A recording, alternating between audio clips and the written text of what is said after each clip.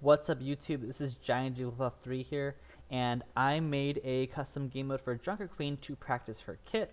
If you go to the settings options and workshop settings, here's some easy toggleable settings that you can apply. For right now, I'm just going to show off a few of them at a time. Let's do those few, and let's go ahead and start.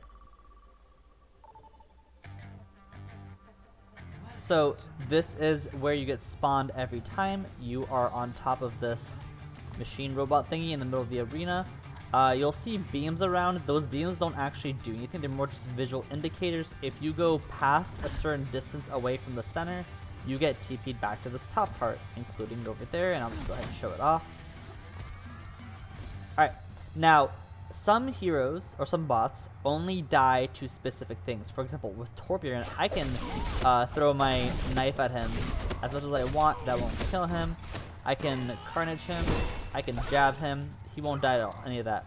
Even if I get a side shot, this won't do anything. He only dies to headshots.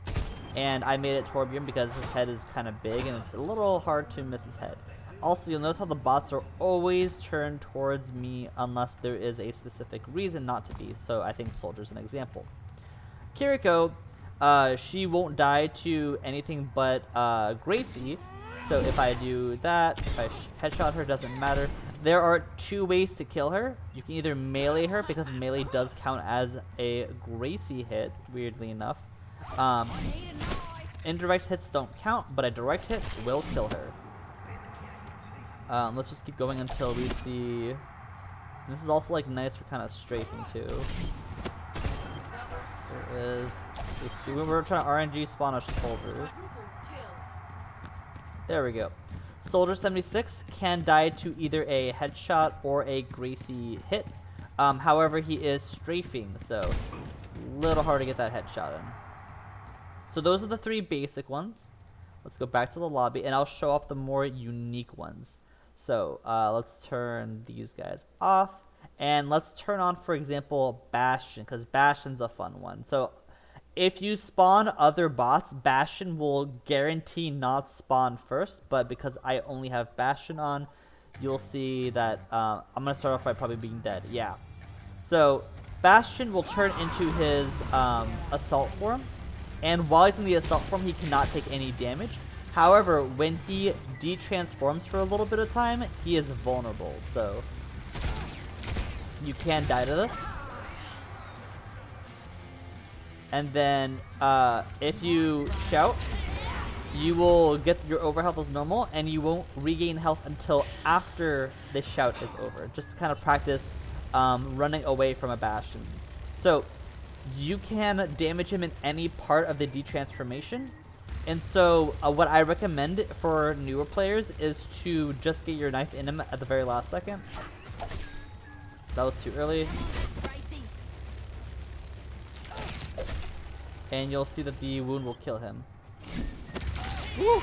And you are practicing getting out of dodge. You can also kill him in other ways. Let me actually time this well. There we go. As an example. Ooh, another one spawned there. You can technically do Carnage, but the window is very tight. So I recommend doing something like this. Never mind, that's too much.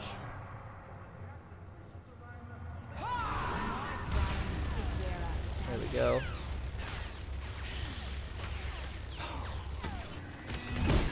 Oh, I was not fast enough. This is probably a waste of everyone's time. There we go, as an example. Okay, and that shows off Bastion. Let's go to the, or not this guy, my bad, this guy. Turn off Bastion, and let's turn on Brig. You can also change the windows of how vulnerable each of these enemies are. So, for Brigitte, if you are within a certain distance of her, she will whip shot you back. And she is only vulnerable to Carnage. So let me actually break a few of these. So if you try it from super far away and mess up, oh, I guess that was a good spacing. she will boop you away. So you gotta get the right spacing.